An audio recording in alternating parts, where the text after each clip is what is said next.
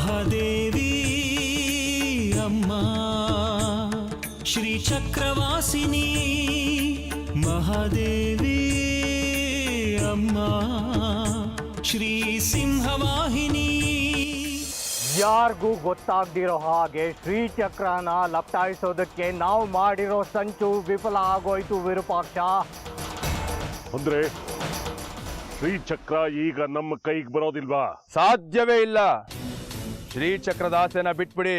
ಬಮ್ನವರು ಅಶಕ್ತರಾಗಿದ್ದಾರೆ ಅಂತ ಅನ್ಕೊಂಡಿರೋದು ನಮ್ಮ ದಡ್ಡತನ. ನೀವು ನನ್ನನ್ನು ಇಷ್ಟು ಪ್ರೀತಿಯಿಂದ ಕಾಳಜಿಯಿಂದ ವಿಚಾರಿಸ್ತಿದ್ದೀರಲ್ಲ, ಅಷ್ಟಕ್ಕೆ ಸಮಾಧಾನ ಆಯಿತು. ಸುಂದರಿ ಅದೃಷ್ಟ ಮಾಡಿರಲಿಲ್ಲ ಜೀವನ ಪೂರ್ತಿ ನಿಮ್ಮ ಪ್ರೀತಿ ಅನುಭವಿಸೋದಕ್ಕೆ. ಆದರೆ ನಾನು ಮಾಡಿದ್ದೀನಿ, ಅದಕ್ಕೆ ನೀವು ನನಗೆ ಸಿಕ್ಕಿದ್ರಿ.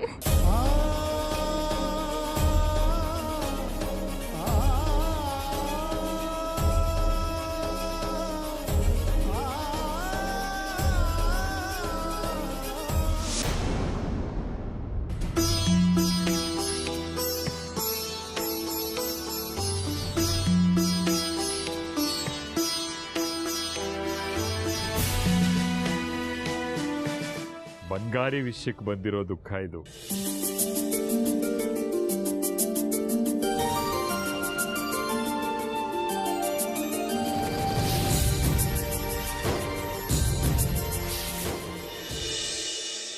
ನನ್ನಿಂದ ನಿನಗೆಷ್ಟೇ ತೊಂದರೆ ಆದ್ರೂ ಅದನ್ನೆಲ್ಲ ಹೊಟ್ಟೆಗೆ ಹಾಕ್ಕೊಂಡು ನನ್ನ ವಂಶಕ್ಕೊಂದು ಸಂತಾನ ಕಲಿಸ್ತಾ ಇದೆಯಲ್ಲ ಸುನೀತಾ, ನನಗಷ್ಟು ಸಾಕು ಕಣೆ. ನಮ್ಮಮ್ಮನಿಗೆ ನಾನು ಜೀವನ ಪೂರ್ತಿ ಏನೂ ಸಂತೋಷ ಕೊಟ್ಟಿರಲಿಲ್ಲ ಕಣೆ. ನಿನ್ನ ಸಹಕಾರದಿಂದ ನಮ್ಮಮ್ಮಂಗೆ ಒಂದು ಮುದ್ದಾದ ಮೊಮ್ಮಗನ ಹೆತ್ಕೊಟ್ಬಿಟ್ರೆ ಅದೆಷ್ಟು ಸಂತೋಷ ಪಡ್ತಾಳೋ ಕಣೆ ನಮ್ಮಮ್ಮ. ಅಂದರೆ ನಿಮ್ಮ ತಾಯಿ ಸಂತೋಷಕ್ಕೆ ನೀವು ಮಗು ಮಗು ಅಂತ ಇಷ್ಟೊಂದು ಹಲುಬ್ತಾ ಇರೋದಾ? ಹೌದು ಕಣೆ, ಇದು ನಾನು ನಿನ್ನ ಮದುವೆ ಆದಾಗಿಂದ ಕಂಡ ಕನಸು ಈಗ ನನಸಾಗ್ತಾ ಇದೆ. ಹಾಗಾದರೆ ಈ ಮಗು ಬಗ್ಗೆ ನಿಮ್ಗೆ ಯಾವ ಹಂಬಲನೂ ಇಲ್ವಾ? ಆಸೆ ಆಕಾಂಕ್ಷೆಗಳೇ ಇಲ್ವಾ? ಥೂತು ನನಗೆ ಈ ಮಕ್ಕಳು ಹೇಲು ಉಚ್ಚೆ ಜೊಲ್ಲು ಎಲ್ಲ ರೇಜ್ಗೆ ಕಣೆ ಅಸಹ್ಯ ಬಂದ್ಬಿಡುತ್ತೆ. ಇಷ್ಟು ದಿನಗಳಲ್ಲಿ ನಾನು ಯಾವುದಾದ್ರೂ ಮಗುನ ಎತ್ಕೊಂಡು ಮುದ್ದಾಡೋದನ್ನ ನೋಡಿದ್ಯಾ ನೀನು? ಈ ಮಗು ಎಲ್ಲ ಅಮ್ಮನ ಸಂತೋಷಕ್ಕಾಗಿ ಮಾತ್ರ ಕಣೆ. ನೀವೆಂಥ ತಂದೇರಿ? ಒಂದು ಮಗುವಿನ ಜನ್ಮಕ್ಕೆ ನೀವು ಕಾರಣ ಆಗ್ತಾ ಇದ್ದೀರಾ, ಅದ್ರ ಬಗ್ಗೆ ಪ್ರೀತಿ ಅಭಿಮಾನ ಏನೂ ಇಲ್ವಾ ನಿಮಗೆ? ಅಯ್ಯ ಪಡ್ಕೋ, ಮೊದಲು ಅವು ದೊಡ್ಡವಾಗಲಿ ದುಡೀಲಿ, ಅವರಿಂದ ಏನಾದರೂ ನಮ್ಗೆ ಉಪಯೋಗ ಆದರೆ ಆಮೇಲೆ ಪ್ರೀತಿ ಅಭಿಮಾನ ಮಣ್ಣು ಮಸಿ ಎಲ್ಲ. ಅದೇ ಬಿಟ್ಟು ಹಾಸಿಗೆ ಒದ್ದೆ ಮಾಡ್ಕೊಳ್ಳೋ ಈ ಗೇಣುದ್ದ ಪೆಕ್ರು ಜೀವಗಳ ಮೇಲೆ ಎಂತಾದೆ ಪ್ರೀತಿ ಅಭಿಮಾನ ಎಲ್ಲ? ನಿಮ್ಮಂಥ ದುರಾಸೆ ಮನುಷ್ಯನ ನಾನು ಎಲ್ಲೂ ನೋಡಿಲ್ಲ. ನಿಮಗಿಂತ ಪ್ರಾಣಿಗಳೇ ಎಷ್ಟೋ ವಾಸಿ. ನಾನು ಹಾಗೆ ಕಣೆ. ಈಗ 9 ತಿಂಗಳು ಜೋಪಾನವಾಗಿ ನೋಡಿಕೊಂಡು ಈ ಮಗುವನ್ನ ನಮ್ಮಮ್ಮಂಗೋಸ್ಕರ ಎತ್ಕೊಡೋ ಅಷ್ಟೇ. ಇನ್ನೊಂದು ವಾರದಲ್ಲಿ ನಮ್ಮಮ್ಮ ಇಲ್ಲಿಗೆ ಬರ್ತಾಳೆ, ನನಗೆ ಉಪದೇಶ ಕೊಡಬೇಡ ನೀನು. ಅಂದ ಹಾಗೆ ಮುಖ್ಯವಾದ ವಿಚಾರನೇ ಮರ್ತಿದ್ದೆ. ನಿಮ್ಮ ಅಕ್ಕ ಭಾವನಿಗೆ ಹೇಳು ಆ ಜಾಜಿಗೆ ಸ್ವಲ್ಪ ಬುದ್ಧಿ ಹೇಳಿ ಅಂತ. ದೇವಸ್ಥಾನದಲ್ಲಿ ಬಹಳ ಅಸಭ್ಯವಾಗಿ ನಡ್ಕೋತಾಳಂತೆ ಆ ಜಾಜಿ ಬಂಗಾರಿ ಜೊತೆ ಸೇರ್ಕೊಂಡು. ಹೀಗೆಲ್ಲ ಮಾಡಿದ್ರೆ ದೇವಸ್ಥಾನದ ಪಾವಿತ್ರತೆ ಹಾಳಾಗಲ್ವಾ? ಆಹಾ, ಸಭ್ಯತೆ ಪಾವಿತ್ರ್ಯ ಇದೆಲ್ಲ ನಿಮ್ಮ ಬಾಯಿಂದ ಕೇಳೋದಕ್ಕೆ ತುಂಬಾ ತಮಾಷೆ ಅಂತ ಅನ್ಸುತ್ತೆ. ಇದೇ ಜಾಜಿಗೆ ನೀವು ಉಂಗುರ ತೊಡಿಸಿದ್ದು ದೇವಸ್ಥಾನದಲ್ಲೇ ಅಲ್ವಾ? ಎಷ್ಟು ಸಲ ತೀರ್ಥ ಸೇವನೆ ಮಾಡಿಕೊಂಡು ದೇವಸ್ಥಾನಕ್ಕೆ ಹೋಗಿದ್ದೀರಾ? ದೇವಸ್ಥಾನದಲ್ಲಿ ಪ್ರಸಾದ ಮಾಡೋಕೆ ಅಂತ ತರ್ತಾ ಇದ್ದ ಎಣ್ಣೆನ ಕತ್ಕೊಂಡ್ ಬರ್ತಾ ಇದ್ದಿದ್ದು ನೀವೇ ಅಲ್ವಾ? ಈಗ ನೀವು ಜಾಜಿಗೆ ಸಭ್ಯತೆ ಪಾಠ ಮಾಡು ಅಂತ ನನಗೆ ಸಲಹೆ ಕೊಡ್ತಾ ಇದ್ದೀರಾ? ಅದೆಲ್ಲ ಆಗ ಕಣೆ. ಆಗ ದೇವಸ್ಥಾನದಲ್ಲಿ ಅಂತ ವಿಶೇಷ ಏನೂ ಇರಲಿಲ್ಲ. ಆದ್ರೆ ಈಗ ಉತ್ಸವ ಚಕ್ರೋದ್ಭವದ ಕಾಲ ಹತ್ರ ಬರ್ತಾ ಇದೆ. ಈಗ ನಾವು ದೇವಸ್ಥಾನದಲ್ಲಿ ಪವಿತ್ರವಾಗಿ ನಡ್ಕೋಬೇಕಣೆ. ನೋಡಿ, ಇಂಥ ವಿಷಯಗಳನ್ನೆಲ್ಲ ನಾನು ಹೇಳೋದಿಲ್ಲ. ಬೇಕಿದ್ರೆ ನೀವೇ ಹೋಗಿ ಹೇಳಿ ಅತ್ತೆ ಹತ್ರ ಉಗಿಸ್ಕೊಳ್ಳಿ. ನಾನು ಸುಧಾರಿಸಿದ್ರು ನೀನು ಬದಲಾಗ್ಲೇ ಇರುವಲ್ಲೇ. ಗಂಡಿನ ಜೊತೆ ಯಾವಾಗಲೂ ವಾದ ಮಾಡ್ತಾನೆ ಇರ್ತೀಯ. ನೀನು ಕೇಳೋ ಪ್ರತಿ ಪ್ರಶ್ನೆಗೂ ನನ್ನ ಹತ್ರ ಉತ್ತರ ಇದೆ ಕಣೆ. ಹೀಗೆ ಜಗಳ ಮಾಡ್ಕೋತ ಹೋದ್ರೆ ನಾಳೆ ಹುಟ್ಟೋ ಮಗು ಮೇಲೆ ಪರಿಣಾಮ ಬೀರುತ್ತೆ ಅಂತ ಸುಮ್ಮನಾಗ್ತಿದ್ದೀನಿ. ತಿಳ್ಕೊ. ಶ್ರೀಚಕ್ರ ಕಳುವಾಗೋ ಸಾಧ್ಯತೆ ಇದೆ ಎಂದಿದ್ದಾರೆ ಶ್ರೀ ಗುರುಗಳು. ಅದರ ರಕ್ಷಣೆ ಓಡಾಟದಲ್ಲಿದ್ದೀನಿ. ಮೊದಲು ಕಳ್ತನ ತಡಿಬೇಕು.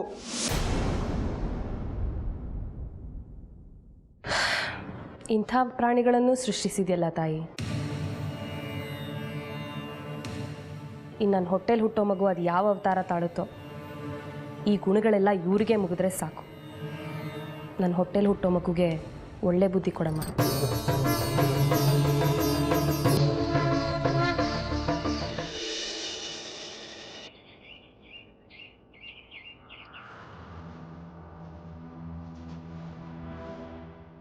ಹೌದು, ನೀನು ಅಂದ್ರೆ ನಂಗೆ ಇಷ್ಟ, ಅದಕ್ಕೆ ಗೊಂಬೆ ತಂದೆ ಅಂತ ಹೇಳಿದೆ.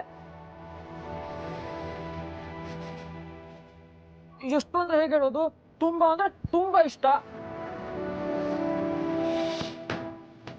ಅಯ್ಯೋ, ಇದೀನಲ್ಲೇ ಜೊತೆಲೆ. ನೀನ್ ಚಕ್ರಾಪುರಿ ಬಿಟ್ಟು ಎಲ್ಲೂ ಹೋಗಿದ್ರೆ ಕಾಡೆವರೆಗೂ ಜೊತೆಲೇ ಇರ್ಬೋದು.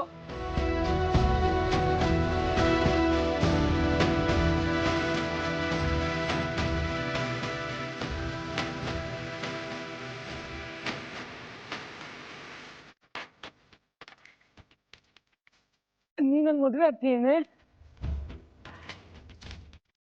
ಈಗ ಅರ್ಥ ಆಯ್ತು ಪ್ರೀತಿ ಅಂದ್ರೆ ಏನು ಅಂತ. ಏನ್ ಬೇಕಾದ್ರೂ ಮಾಡ್ತೀನಿ, ಬೇಕಿದ್ರೆ ಕೇಳಿ ನೋಡು. ಅದೇ ಯಾಕೆ ನನಗೋಸ್ಕರ ಏನ್ ಬೇಕಾದ್ರೂ ಮಾಡ್ತೀಯಾ? ಯಾಕೆ ಅಂದ್ರೆ ನೀನಂದ್ರೆ ನಂಗಿಷ್ಟ.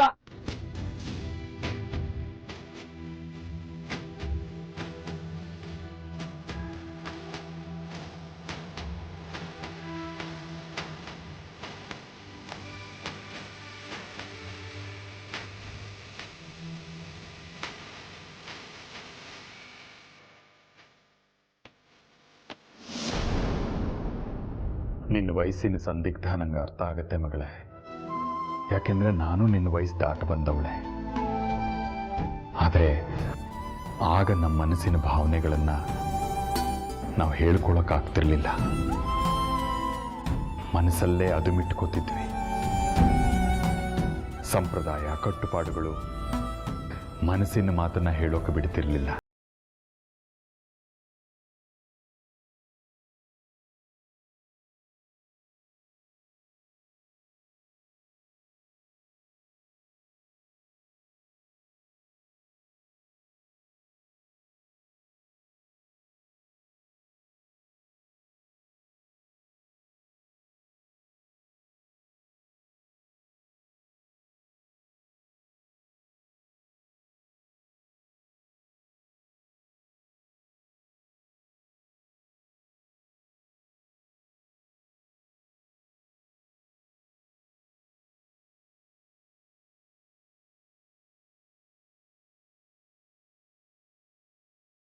ಇಲ್ಲದೇ ಇದ್ದರೆ ಬದುಕೆ ದುರ್ಬರ, ಕಷ್ಟ.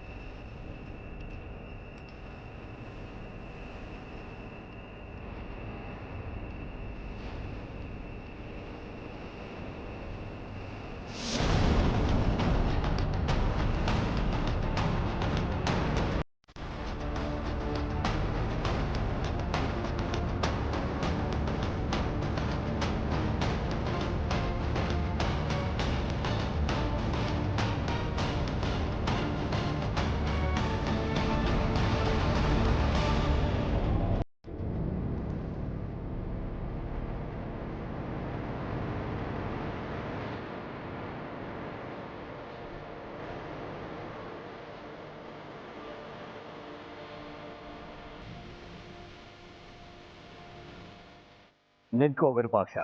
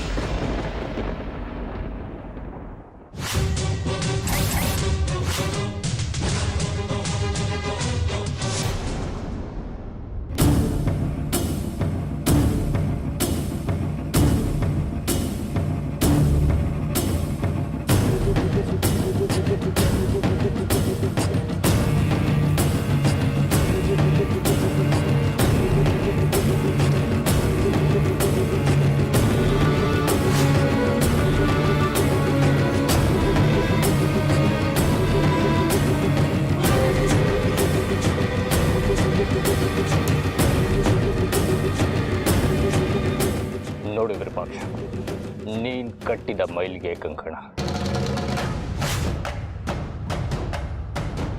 ಇದು ಹೇಗೆ ಸಾಧ್ಯ? ಅದನ್ನೇ ಪತ್ತೆ ಮಾಡಬೇಕು. ಅಂದ್ರೆ ಈಗ ಅಮ್ಮನೋ ಕೈನಲ್ಲಿ ಕಂಕಣ ಇಲ್ವಾ? ಅಲ್ಲ, ನಾನೇ ಕೈಯಾರೆ ಕುಯ್ಕೊಂಡು ರಕ್ತ ಮಾಡಿದ ಕಂಕಣನ ಕಟ್ಟಿದ್ದೀನಿ. ಇದನ್ನ ಯಾರು ಬಿಚ್ಚಿದ್ದು? ಒಳಗ್ ಹೋಗಿ ನೋಡಿದ್ರೆ ಗೊತ್ತಾಗುತ್ತೆ. ಸರಿ ಬಾ, ಒಳಗೋಗ. ಇಲ್ಲ ವಿರೂಪಾಕ್ಷ, ಅಮ್ಮನವ್ರು ನನಗೆ ದಿಗ್ಬಂಧನ ಕೊಟ್ಟಿದ್ದಾರೆ. ನೀನೇ ಒಳಗೆ ಹೋಗು.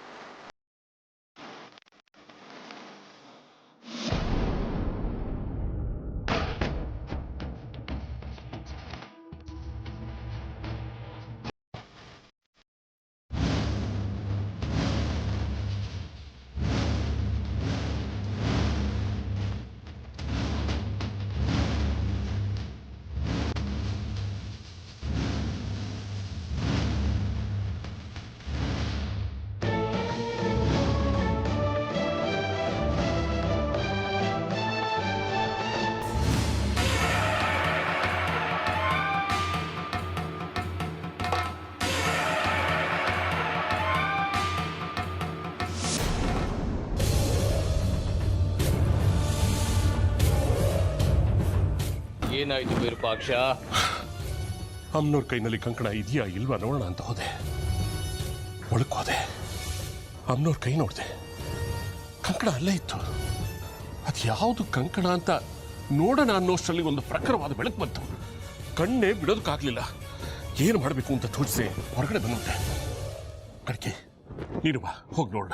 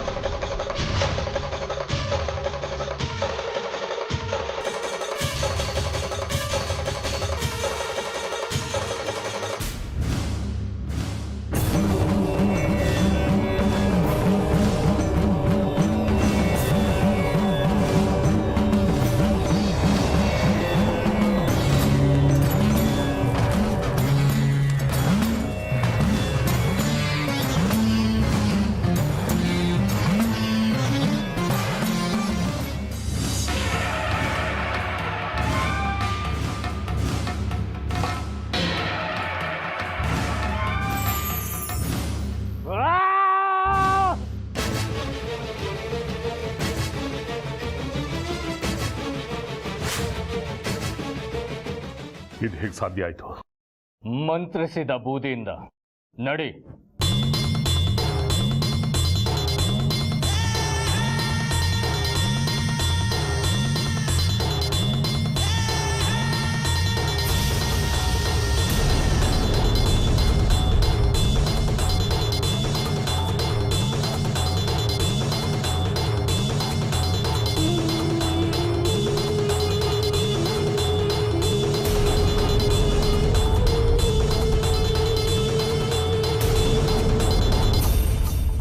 ನೀನ್ ಕಟ್ಟಿದ ಕಂಕಣ ಅದೇನಾ ವಿರೂಪಾಕ್ಷ?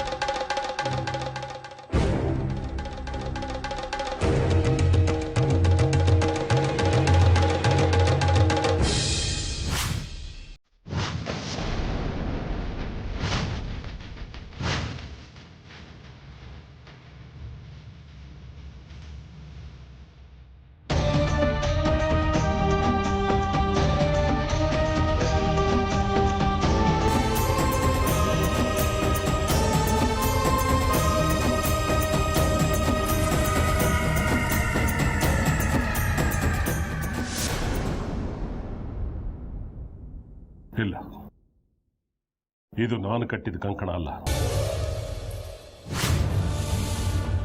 ಬೇರೆ ಯಾರೋ ಕಟ್ಟಿದ ಕಂಕಣ. ನಮ್ಮ ಎಲ್ಲ ಉಪಾಯಗಳು ಹಾಳಾಗೋಗ್ತಿದೆ ವಿರೂಪಾಕ್ಷ. ನಾನು ಅನ್ಕೊಂಡಿದ್ದೆ ಸರಿ. ಈ ನಿನ್ನ ಅಮ್ಮನವರು ಪ್ರತಿನಿತ್ಯ ಹೋಮ ಹವಿಸ್ಸುಗಳನ್ನು ಸ್ವೀಕರಿಸ್ತಿದ್ದಾಳೆ. ಇನ್ನಷ್ಟು ಮತ್ತಷ್ಟು ಹೆಚ್ಚೆಚ್ಚು ಶಕ್ತಿಗಳನ್ನು ಪಡ್ಕೊಂಡು ಶಕ್ತಿ ಕೇಂದ್ರವಾಗ್ತಿದ್ದಾಳೆ.